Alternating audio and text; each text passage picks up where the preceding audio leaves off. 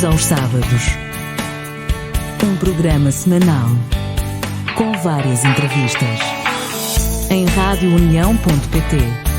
Rádio União, a nossa voz.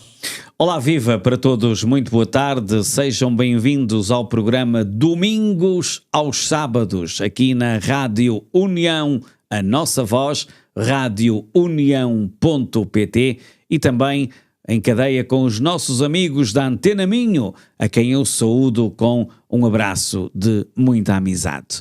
Domingos Silva e Vítor Esteves estão a comandar esta emissão do Domingos aos Sábados e hoje temos também um ilustríssimo convidado.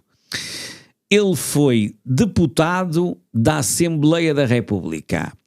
Se eu tiver a dizer algo mais asneira, meu caro amigo, pode-me corrigir. Foi deputado da Assembleia da República durante muitos anos. É atualmente o presidente da Junta de Freguesia das Taipas. É presidente dos Bombeiros das Taipas. É administrador executivo das Termas das Taipas. É só tachos isto. No bom sentido, claro.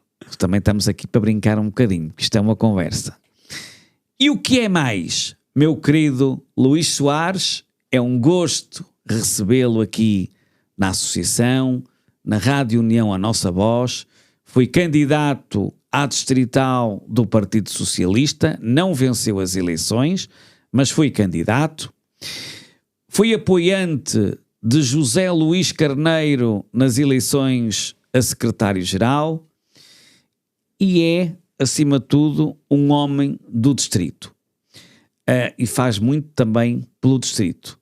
E tenho hoje aqui comigo para conversarmos alguns minutos. Luís Soares, muito obrigado por ter aceito o meu convite. É um gosto enorme tê-lo comigo aqui. Boa tarde, Domingos. Obrigado pelo convite.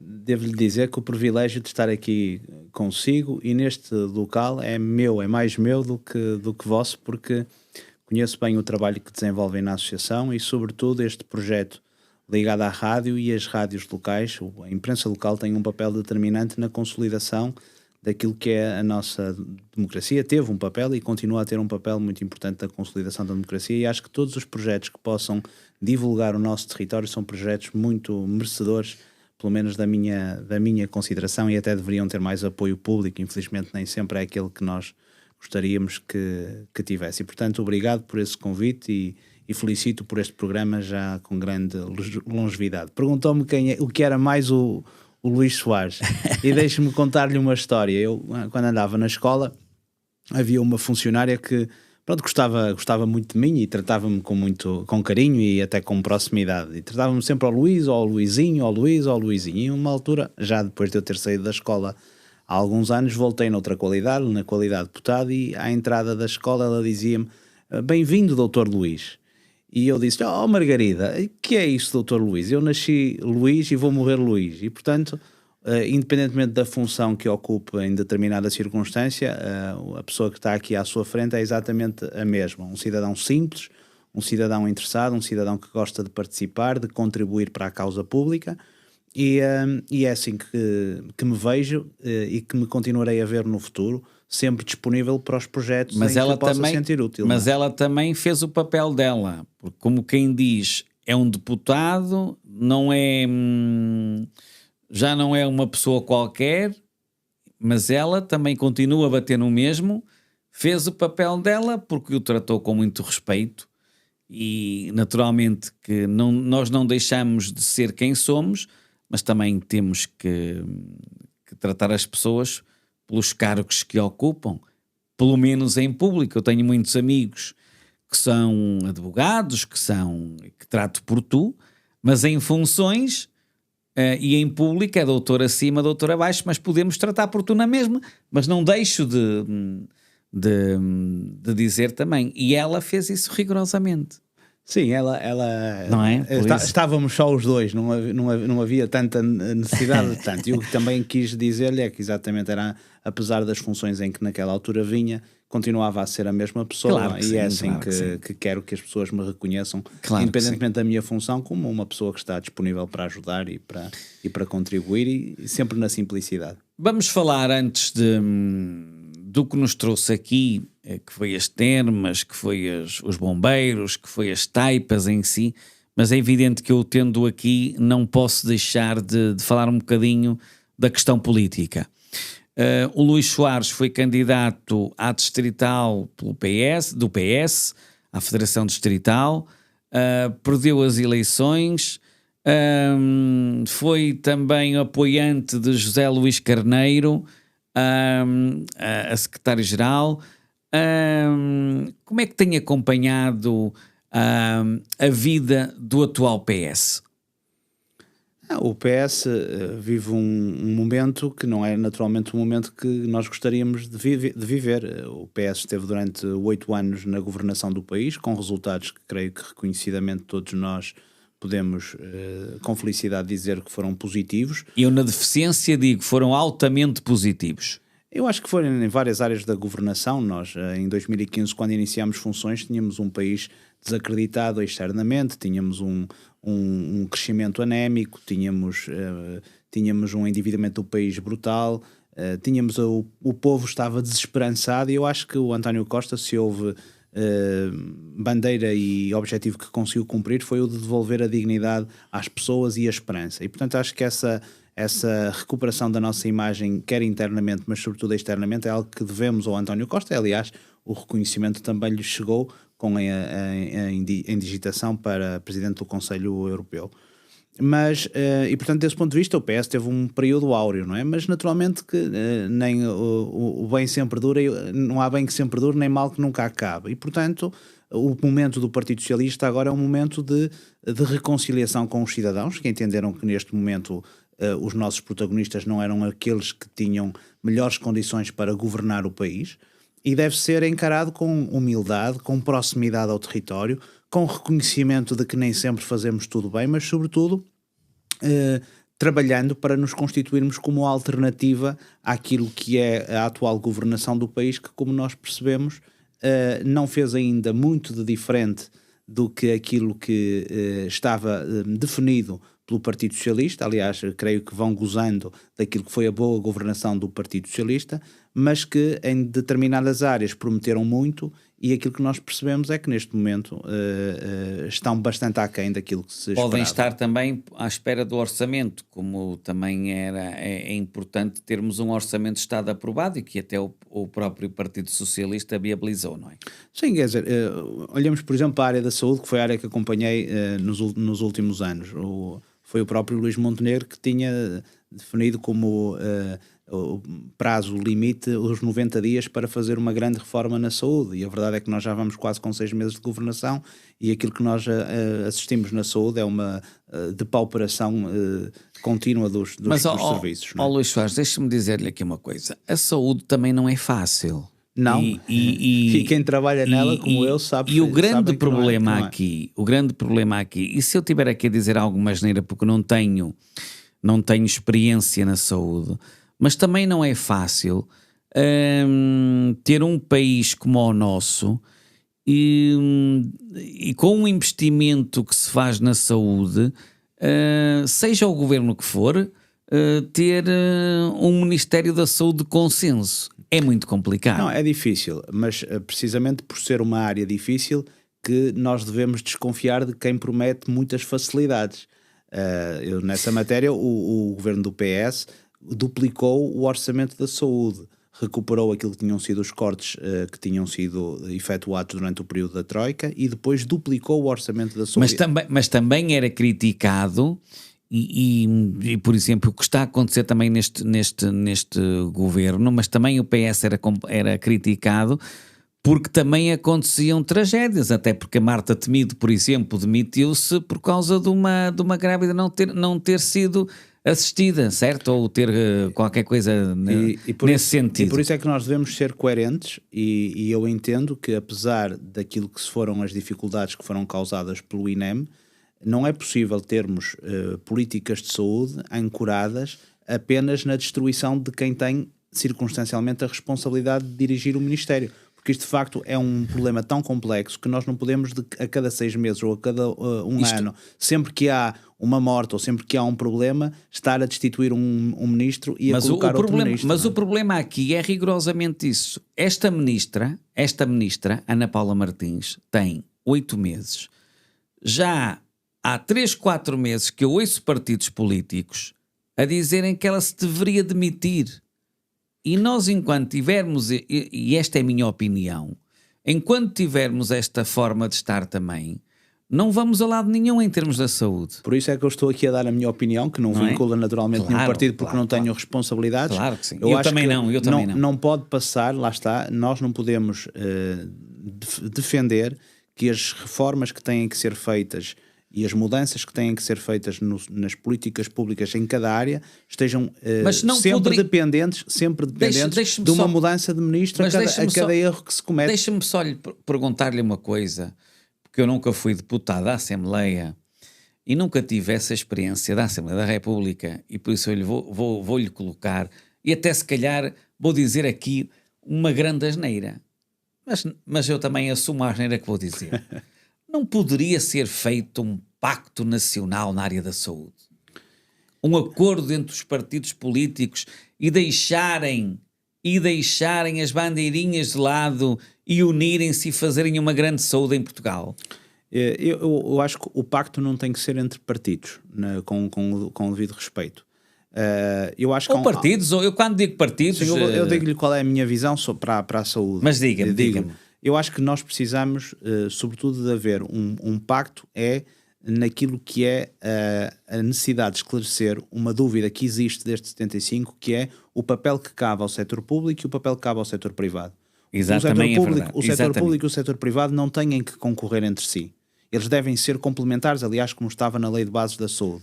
E há espaço para isso. Há áreas em que o setor privado naturalmente não quer, porque se tratam de áreas de difícil intervenção para o setor privado. Há áreas em que o setor público conseguirá dar uma melhor resposta aos cidadãos se o fizer de forma complementar com o setor privado, e aquilo que nós devemos é promover um pacto. Aquilo que o Estado deve promover é um pacto de não concorrência entre o setor privado e o setor público, para que não esteja a acontecer aquilo que aconteceu. Mas isso não acontece, isso nunca acontece. É difícil, porque naturalmente também há interesses que colidem, interesses coincidentes. Há também perspectivas diferentes dos partidos políticos, também é verdade. Exatamente, mas, por isso é que eu dizia mas também que deveria... É verdade, Domingos, mas também é verdade que, e eu tenho começado, sempre que falo sobre saúde, que é a área que me apaixona mais. Estamos a debater e estamos aqui a debater. Tenho dito que, apesar dos problemas, nós devemos estar orgulhosos naquilo que fizemos nestes 50 anos. Mas eu não estou a dizer o contrário. Há muita coisa boa na saúde, e o que fizemos nestes últimos 50 anos resultou, acho que também é importante que se diga, resultou muito daquilo que foi uma linha comum de ação, com diferenças, mas comum de ação, entre os partidos. O Partido Socialista à cabeça, que foi quem teve mais responsabilidades de governação, o PSD, mas também os democratas cristãos. E esta linha de pensamento moderado, esta linha de pensamento que permitiu manter alguma coerência nas políticas públicas, é algo que, infelizmente, sobretudo a partir de 2011, se perdeu. Mas Luís Soares, eu quando falo na saúde, eu não estou sequer, nem estava sequer a referir-me aos centros de saúde. Eu estava-me a referir mais, não deixo de me referir aos centros de saúde, porque acho que deveriam de haver mais médicos de família até, ou médicos de recurso, como se costuma dizer. Porquê? Porque as urgências dos hospitais públicos são invadidas às vezes, e não criticando quem está doente, nada disso, por questões que poderia ser o próprio médico de família a resolvê-las. E se eu tiver aqui a dizer alguma mentira, não. Você está à vontade para me dizer. Não, eu estou plenamente de acordo. Deixe-me só dizer-lhe isto. O Hospital de Guimarães, que é um hospital central, ok? Pelo menos foi o que eu ouvi. Se eu tiver a mentir, você pode me corrigir, até porque você sabe disto, que eu lhe vou dizer, que há uns tempos atrás, não sei há quanto tempo, mas não vai há muito, que agora só vão às urgências do Hospital de Guimarães quem for encaminhado pela Saúde 24. Não, o esquema de referenciação é Saúde 24, Centros de Saúde, Hospital Exatamente. de Guimarães. Mas o Hospital de Guimarães não deixa de atender um doente que naturalmente se Sim, dirija claro. lá não referenciado. Não é? Exato, mas aquilo que eu ouvi foi que eu ouvi isso nas rádios de Guimarães, não tenho qualquer problema em dizer isto, foi que a Saúde 24 tinha um papel fundamental no encaminhamento. Certo, e é verdade, não é? Aliás, o que foi feito também ao nível dos cuidados primários, portanto, dos centros de E saúde... se calhar eu aí acabo por concordar um bocadinho. Pois, quer dizer... Agora, temos é que se calhar, isto era um motivo que dava aqui debate com horas. Eu estou aqui a debater consigo, eu nunca debati isto com ninguém. Mas estou aqui a debater consigo, que eu sei que você fez parte da Comissão de Saúde e por isso é que eu estou a debater, porque eu sei que você sabe disto. Por isso é que eu estou aqui a rebater no bom sentido. Eu posso fazer, estou à vontade, como não tenho hoje responsabilidades, posso fazer uma apreciação crítica dos aspectos que me considero positivo e daqueles onde ainda podemos melhorar. Exatamente. Aspectos positivos. A reforma, a primeira reforma que se fez no início do ano 2000 relativamente aos cuidados de saúde foi algo muito inovador. Sobretudo o modelo das unidades de saúde familiar foi um aspecto muito positivo. O Domingos certamente se lembrará, aqui na Póvoa não será diferente, que até há 15 anos, no tempo do Correio de Campos, os utentes dos centros de saúde tinham que ir para a porta dos centros de saúde às 4 e 5 da manhã se quisessem ser uma ainda consulta. Agora não digo às 4 e 5 da manhã, mas às 6 ou 7 ainda é bom. Aqui na Póvoa não é essa a realidade, felizmente, e aqui no Norte nós temos, felizmente, na antiga RS Norte... Alguma, olha que eu sei de gente que já foi às 7 da manhã aqui para o Centro de Saúde da Póvoa de Lanhoso ainda a semana passada. Mas não tinha necessidade disso, porque felizmente os mecanismos que estão hoje implementados permitem, olha, a minha filha, sempre que é necessário, ligo às 8 da manhã e consigo agendar facilmente uma consulta de urgência para o próprio dia. Portanto, não isso, desse ponto de vista, aqui está relativamente bem resolvido. Agora, há uma questão que o Domingos colocou aí que tem toda a razão. Eu pergunto, um utente da Póvoa de Lanhoso, se quiser uma consulta com um médico, depois das 8 da noite, ou aos fins de semana, ao sábado e ao domingo, qual é a única porta aberta que encontra para resolver o seu problema? Aqui é Misericórdia. Que é um hospital. Mas se calhar, grande parte... E que na minha perspectiva, e agora deixe-me debater aqui, e eu até se calhar vou dizer uma asneira e o provedor vai-me bater, mas eu até gostava que a Misericórdia, por exemplo, eu sei que é muito complicado, mas que a Misericórdia tivesse o que já tivemos, que foi o SAP 24 horas por dia. Por exemplo, porque isso era uma forma de... Isto era uma forma... Mas olha, então eu aconselho um dia a convidar o presidente do Conselho de Administração da OLS do Alto Ave, de Guimarães, que também conhece, sei que o conhece bem, o Pedro Cunha, que tem nessa matéria um projeto a andar que precisamente pretende... Eu por acaso não conheço bem, conheço um dos assessores dele, que é meu amigo, conheço um dos assessores dele, que também é Soares, e conheço. O Pedro Cunha não tenho assim grande relação. Pronto, mas é uma pessoa que pode não quer dizer que não, claro que sim, claro que sim. E pode explicar bem o trabalho que estão a fazer, ele está em funções há cerca de um ano, que é precisamente... Dizem-me que está a fazer um bom trabalho. Não é de reabertura de SAPs, mas é de criar nas unidades de saúde familiar, em Cabeceiras, em Celourico, em Guimarães, mecanismos que permitam evitar que os utentes se dirijam com primeira resposta aos hospitais.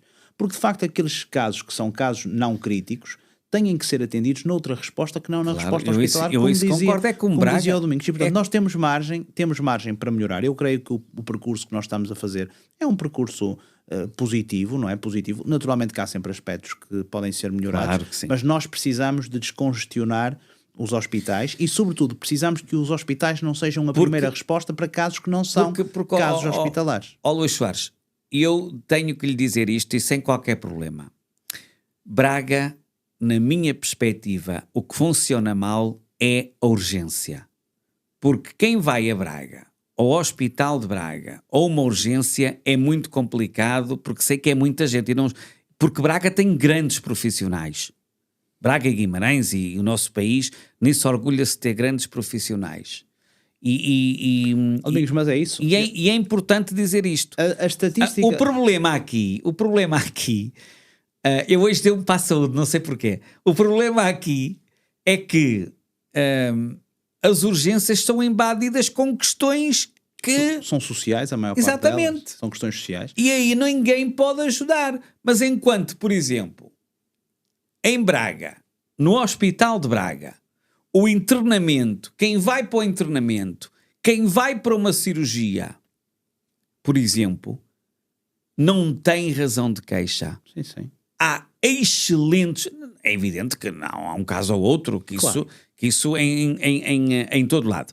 Mas aí há excelentes profissionais. Certo. E eu destaco isso por experiência própria.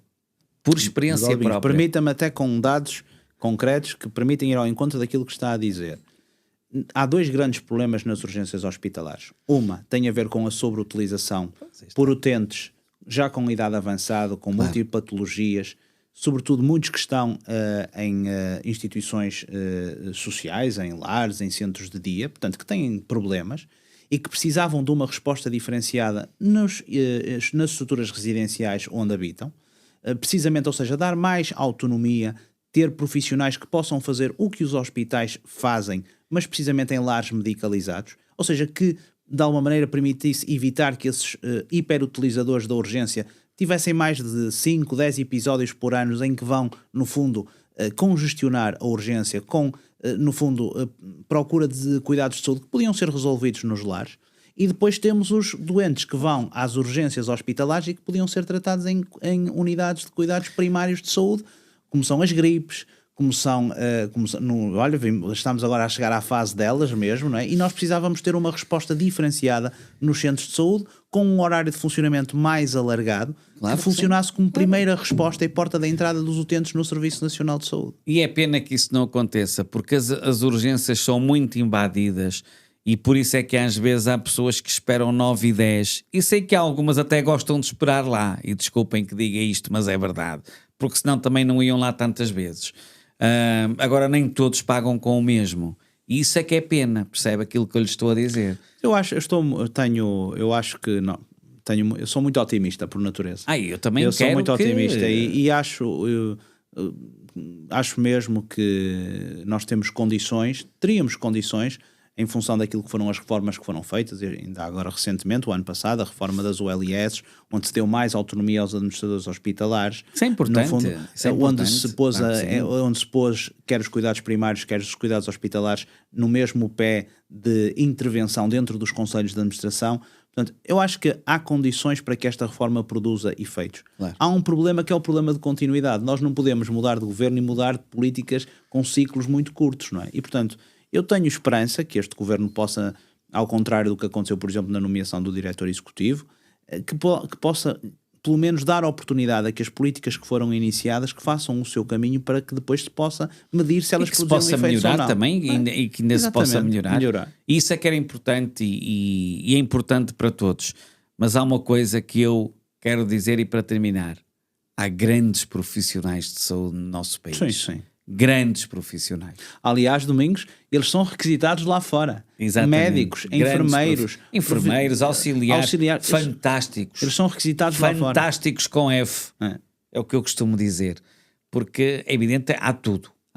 Mas a maioria tem uma experiência notável e acho que isso é importante também salientar e enviar um abraço a essa gente que trabalha muitas horas ao serviço dos outros e que às vezes não são tão bem recompensados como deveriam ser.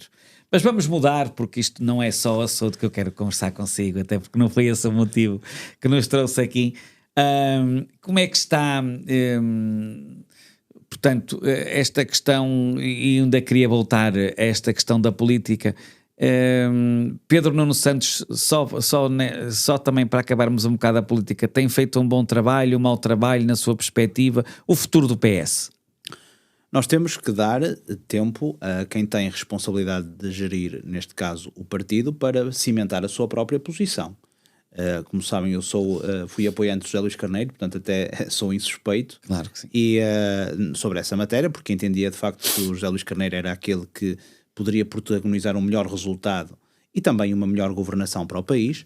Agora, entendo que tendo o Pedro Nuno a responsabilidade e tendo sido confiada ao Pedro Nuno Santos a responsabilidade de liderar o partido, nós temos que dar a oportunidade e tempo para que ele possa, no fundo, mostrar que as suas ideias, a sua forma de estar é aquela que melhor defende e protege o PS. Eu, da minha parte, como membro da Comissão Política Nacional, tenho estado disponível, quer aqui no meu concelho, quer regionalmente, quer a nível nacional, para contribuir para que o PS se possa constituir como uma alternativa ao PSD e à governação do PSD.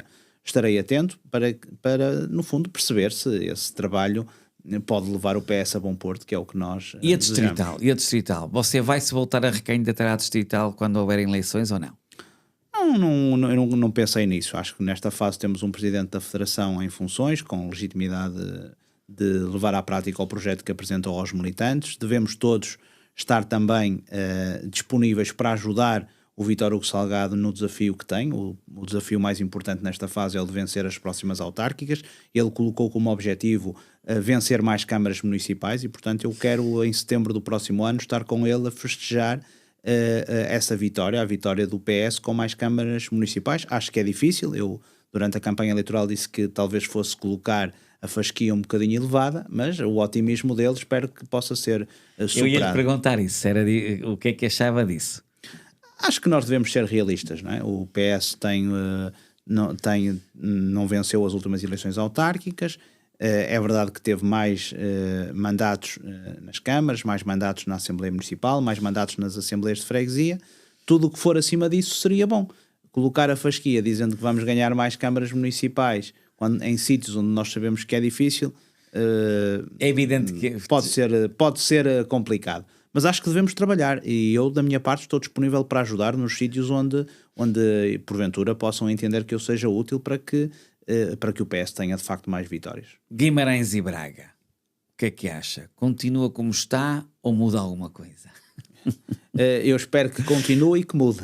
Que continue em Guimarães o PS a ganhar e que em Braga o PS também possa Mas acha ganhar. Que isso vai, agora com uma opinião sua, acha que isso pode acontecer? No caso de Guimarães, acho que não. Acho que o PS vai vencer as eleições. Nós temos feito uma governação que é reconhecida pelos guimaranenses e, portanto, acho que esse ponto de partida, muito ancorado no trabalho que é feito nas freguesias, dará uma vitória ao Partido Socialista. Embora, naturalmente, que nós não devemos cantar vitória, não é? Até ao lavar dos cestos é a vindima e devemos continuar até a setembro do próximo ano a fazer o nosso trabalho e, com humildade, pedir aos guimaranenses o voto muito suportado na ideia de que nós temos os melhores projetos. No caso de Braga, fomos de facto surpreendidos com uma decisão tomada pela Direção Nacional e com o aval da estrutura distrital e da Comissão Política quanto a um candidato. Devo dizer que o Dr. António Braga é um homem que tem pergaminhos, tanto nacionais, foi secretário de Estado, das comunidades e foi presidente da Assembleia Municipal de Braga. Braga também. E, portanto, do ponto de vista do percurso, creio que é alguém que, pelo menos, garante que nós temos um candidato à altura. Mas deixa-me dizer-lhe uma coisa. Mas naturalmente é difícil. Deixa-me só dizer-lhe uma coisa. O António Braga não anda nos últimos tempos, e se eu tiver a dizer alguma coisa, esteja à vontade para me corrigir. O António Braga, nos últimos anos, não se tenha ouvido muito falar de António Braga. Sim, se me perguntar, não me perguntou, mas eu estou à vontade para dizer se era o candidato que eu entendia que talvez pudesse protagonizar o melhor projeto para Braga, o perfil, não vou falar aqui de nomes, talvez não. Claro. Não acho que a idade seja um problema, ao contrário do que muitos têm dito. Nunca se tem idade a mais quando se tem valor, quando se tem qualidade e sobretudo quando se tem vontade e empenho naquilo que se faz. Claro. Como a idade também de quem é jovem também não é critério que diminua. Portanto, isso acho que é uma questão que se ultrapassa. Mas talvez um perfil diferente, de alguém que tivesse estado mais envolvido nos últimos anos, que tivesse mais notoriedade na cidade, que pudesse até ter uma ligação... Deixa-me só dizer-lhe, o Artur Feio assumiu sempre que teria disponibilidade de ser candidato à Câmara de Braga. Ainda há tempos atrás, e não vai há muito, ele deu uma entrevista... não foi a Antena Minho, foi a um órgão da Antena Minho. Eu estou à vontade, também temos parceria, por isso estamos à vontade. Eu penso que foi a Antena Minho ou a ATB da Antena Minho, mas ele mostrou-se disponível a ser candidato, só que também sei que houve muita crítica nesse respeito, e o Luís Soares está mais por dentro do que eu, porque tem mais acesso à informação que eu, para a Câmara Municipal. Quando o Luís Soares dizia isso, falava mesmo no Artur Feio? Haveria várias hipóteses que foram faladas. O Artur Feio era vereador, assegurou no fundo a oposição do PS na Câmara Municipal e portanto acho que a legitimidade era naturalmente acrescida, mas o Hugo Pires foi candidato também com um resultado melhor do que o que tivemos em 2017. A própria Exatamente. Palmira Maciel, que é deputada à Assembleia da República, tem um percurso quer como presidente de junta de freguesia, vereadora durante muitos anos, deputada. A própria eurodeputada, a antiga eurodeputada Isabel Sada Carvalhais, Sim, que é um porque quadro chegou a segundo, falar nessa também, não é? que é um quadro Chegou-se a segundo. falar nessa. Havia muitas Na oportunidades, doutora Isabel. mas sobretudo o que creio que foi difícil e é difícil encontrar é capacidade de se encontrar pontes e convergências para que o Partido Socialista de facto esteja unido em torno do seu candidato. E não vai estar, pois não, em Braga, vai ser muito complicado. Não sei, eu não sou militante em Braga. Mas tenho opinião, Não tenho opinião. Eu acho que todos os militantes devem estar disponíveis. Mas não para, vai estar, para pois ajudar. não, Luís. Mas vai Não, ser difícil vai ser difícil. que toda a gente concorde com o nome que foi Exatamente. proposto. Aliás, o resultado que foi expresso na Comissão Política Conselhia, embora seja maioritário, denota que de facto houve algumas sensibilidades dentro do partido que não estavam não estando em causa António Braga, por quem eu tenho também uma grande estima, e isso nem sequer se põe, mas eu estou a dizer isto porque António Braga falou-se mesmo na possibilidade dele ser candidato agora, porque eu não ouvi referir o nome de António Braga nos últimos tempos. Sim, de facto Foi uma surpresa. Foi uma surpresa para toda a gente. O que eu posso desejar é que o António Braga possa congregar o maior número de socialistas dentro do partido, mas sobretudo que o seu foco seja um foco para fora, para a sociedade bracarense, para que se constitua uma alternativa e uma alternativa com futuro. Acho que a experiência que tem pode ajudar nisso. O facto de estar afastado há algum tempo da vida política Exatamente. não é um aspecto de todo em todo negativo e, portanto, da minha parte, o que eu puder ser útil em Braga, em Vieira do Minho, em Cabeceiras, em Celurico, eu estarei disponível para apoiar os candidatos que legitimamente os órgãos do partido escolherem. No caso em concreto, a escolha foi, tanto quanto soube, do secretário-geral, teve o apoio do presidente da Federação, a Conselhia também, pelos vistos, apoiou e, portanto, é uma escolha legítima e espero, de facto, que os bracarenses possam ver nesta escolha e no projeto que agora se está a construir uma alternativa, porque Braga precisa e nós precisamos, o distrito precisa de uma capital distrito mais forte do que aquela que tivemos nos últimos anos. Deixe-me dizer-lhe que António Braga, enquanto secretário de Estado das Comunidades, ajudou também esta instituição. Por isso, uma palavra de gratidão também para ele, porque enquanto secretário de Estado também esteve ao nosso lado e ajudou, e naturalmente que ajuda também.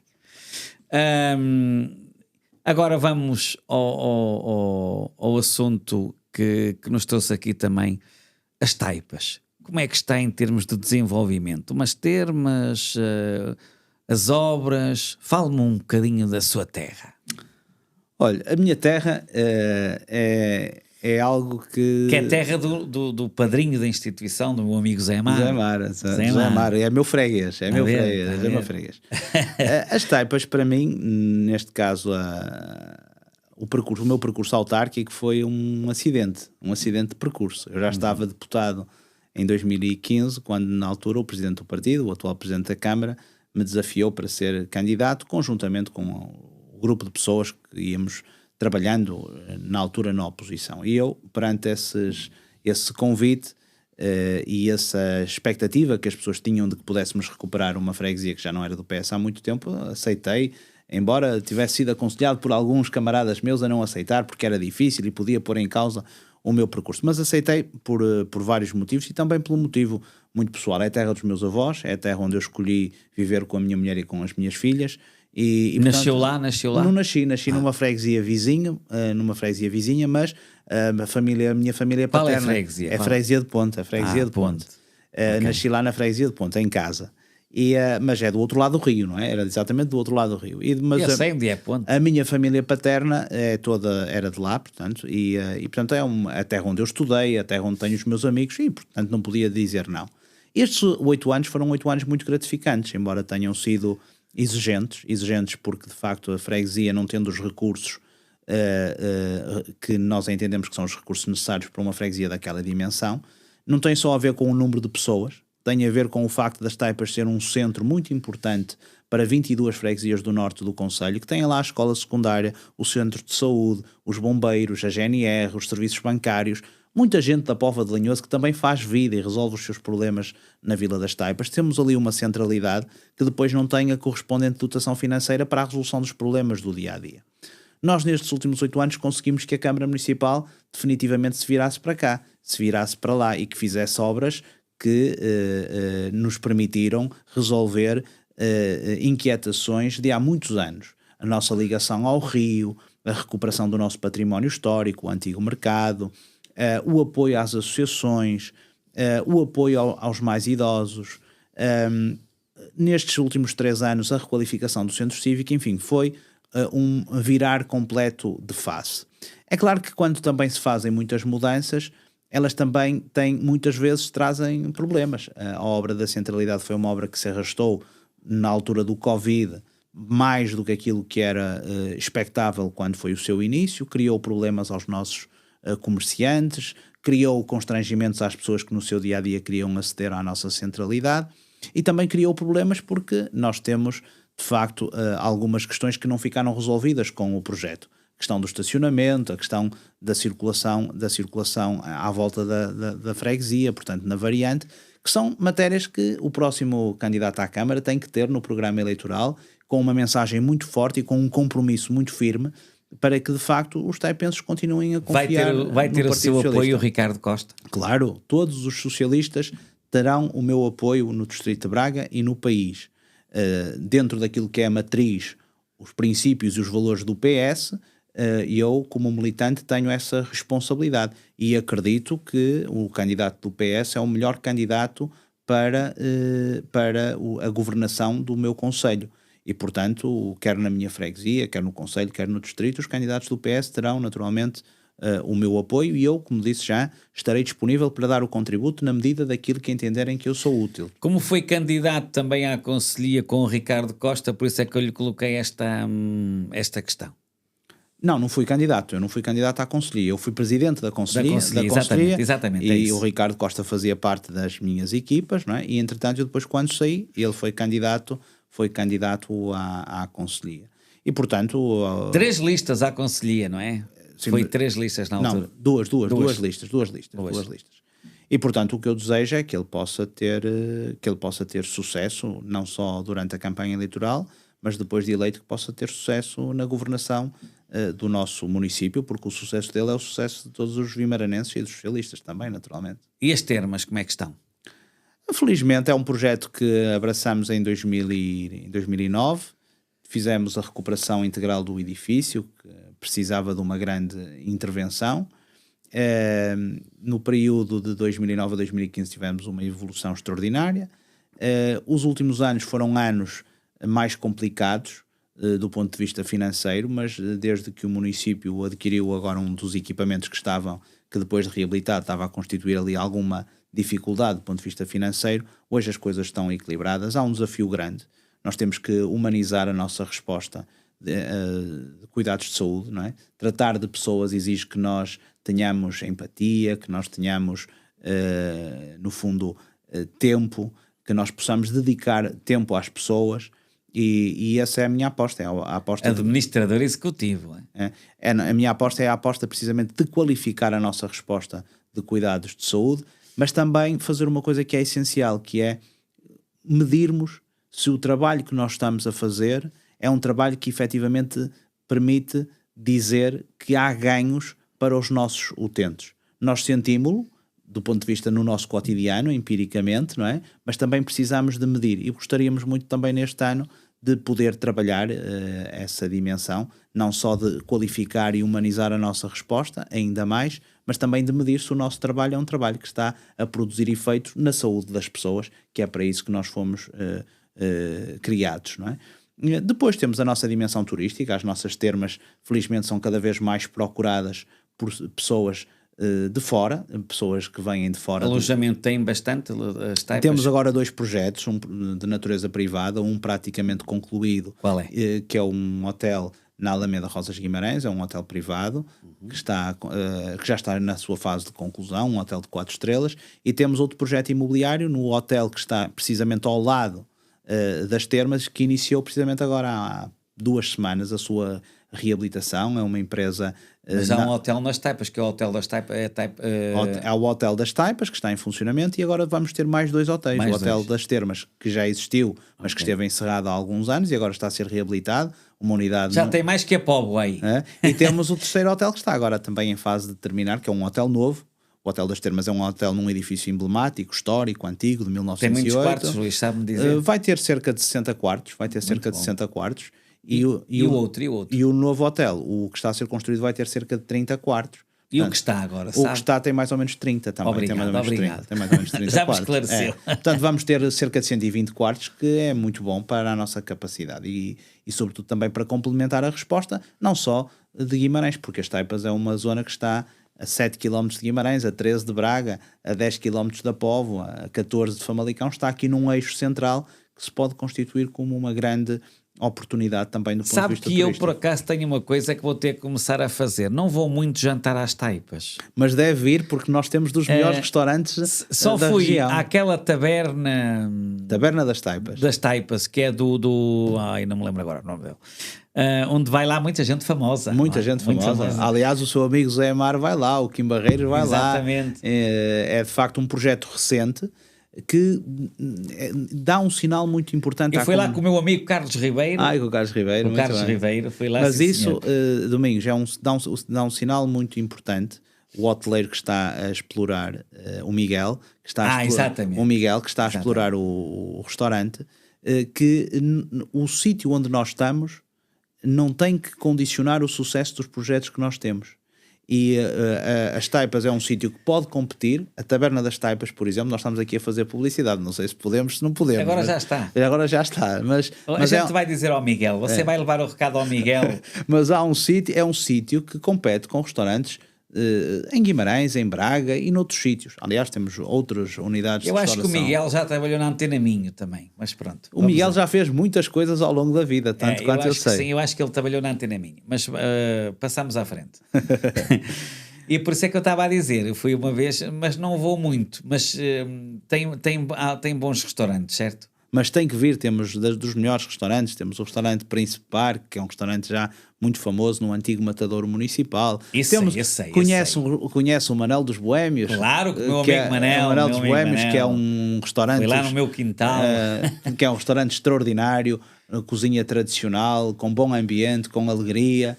Enfim, temos muitas respostas. E depois temos novos restaurantes também a surgir, novos estabelecimentos a surgir. As Taipas é um espaço muito interessante. E com a requalificação do antigo mercado, que é um projeto muito interessante. A Feira das Taipas à segunda-feira. A Feira das Taipas à segunda, mas a requalificação do antigo mercado é um projeto muito interessante, porque nós concessionamos 3 lojas antigas do antigo mercado para 3 bares. E é um espaço que junta muita juventude, sobretudo à sexta-feira, ao sábado, nos meses de junho, julho e agosto. É um espaço, de facto, para início de noite, para os mais jovens. Também é para uma ajuda ao São Pedro, não é? Para o São Pedro também existe aquelas barraquinhas, é isso? Exatamente. O Domingos também é assíduo das festas populares, não é? E conhece bem as festas populares. Exatamente. Luís Soares, dou-lhe 2 minutos para dizer o que quiser. Olha, eu apenas para reforçar esta ideia que deixei inicialmente. A primeira é de agradecimento pelo convite, dizer ao Domingos que sou de facto um fã vosso, do trabalho que desenvolvem na instituição. A deficiência nem sempre foi olhada, infelizmente, com o carinho e com os olhos que devia ser olhada. Também é verdade que fizemos uma evolução muito grande. É um exemplo onde a complementaridade entre o apoio do Estado e a intervenção da sociedade deve ser elevada bem alto.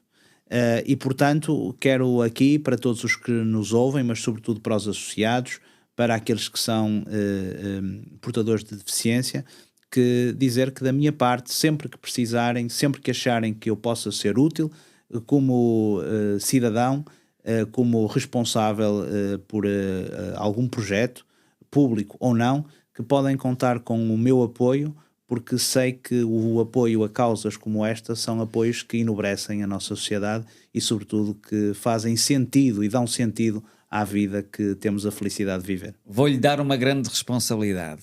Leve um abraço meu ao meu amigo Emergildo Abreu. será entregue. Sim, senhor. Luís Soares foi o meu convidado de hoje aqui na Rádio União, a nossa voz, aqui no programa Domingos aos Sábados. Despedem-se o Domingos Silva, o Vítor Esteves. Um grande abraço para todos, aos ouvintes da Rádio União, a nossa voz, e também aos ouvintes da Antena Minho. Até de hoje a 8 dias, se Deus quiser. Um abraço. Domingos aos Sábados. Um programa semanal com várias entrevistas. Em radiounião.pt. Rádio União, a nossa voz.